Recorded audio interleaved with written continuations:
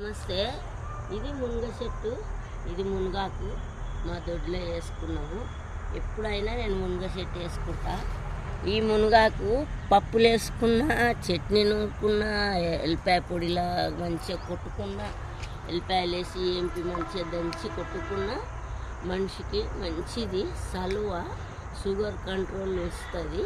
కాళ్ళ నొప్పులైనా, మోకాళ్ళ నొప్పులైనా, ఆకలికైనా ఇది మంచిగా పనిచేస్తుంది. ఇది మునగాకు.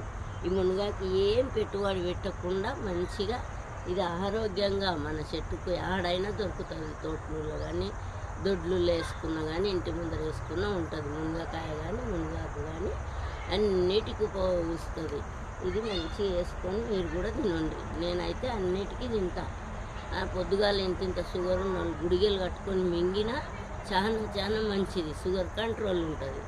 ఇది ఆరోగ్యానికి కూడా మంచిది, చాలా మంచిది షుగర్కి అన్నిటికీ. ఇది మునగ చెట్టు, ఇది మునగాకు.